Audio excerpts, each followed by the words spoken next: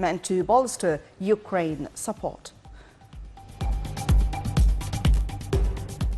And to details. President Abdel Fattah el-Sisi arrived in the Bahraini capital Manama on Tuesday on the second and last leg of a Gulf tour that began in Muscat. Starting a two-day visit to Bahrain, President el-Sisi was welcomed at the Manama airport, then at Al Sakhir Royal Palace by King Hamad bin Isa Al Khalifa, King of Bahrain. President el-Sisi holds summit talks with King Hamad on bilateral relations, Arab and regional issues of mutual concern, as well as the unfolding regional and international crisis.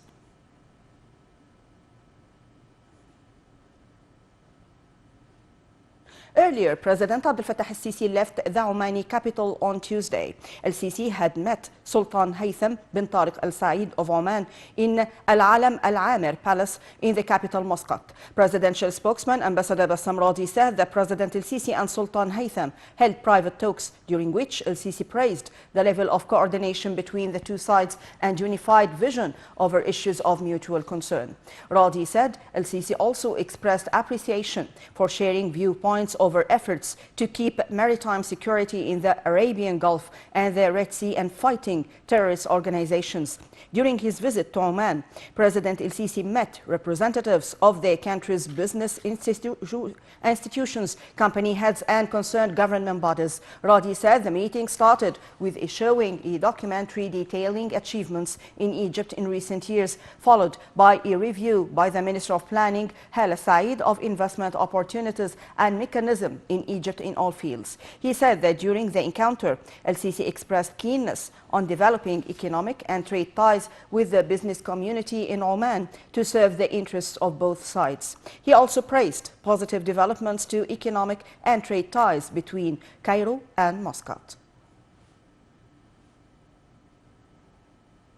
President Abdel Fattah el-Sisi holds a phone call this evening with His Majesty King Abdullah II of Jordan, during which President el-Sisi expressed Egypt's government and people deepest condolences for the victims of the tragic accident that occurred at Al-Aqaba seaport. El-Sisi conveyed his condolences for all the victims in heaven and inspire their families' patience and solace, and wishes the injured speedy recovery.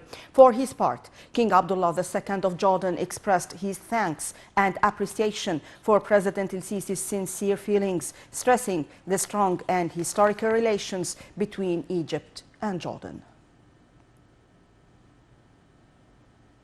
Lieutenant General Mohammad Zaki, Commander-in-Chief of the Armed Forces, Minister of Defense and Military Production, sent a congratulatory cable to President Abdel Fattah el-Sisi on the occasion of the celebration of the anniversary of the June 30th revolution.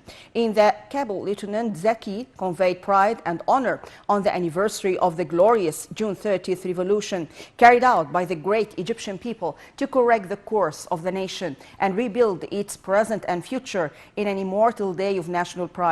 The Egyptian army, under wise leadership of President el-Sisi, has affirmed its complete alignment with the will of the Egyptian people, and its men have come forward in defense of the sanctity of nation and the integrity of its lands. Zaki asserted that the men of armed forces assured President el-Sisi of the fulfillment of the tasks and responsibilities they carry, adhering to the ancient principles and values that preserve the nation's strength, cohesion, and lofty national will. Minister of Interior Mahmoud Tawfiq sent a congratulatory cable to President Abdel Fattah el-Sisi on the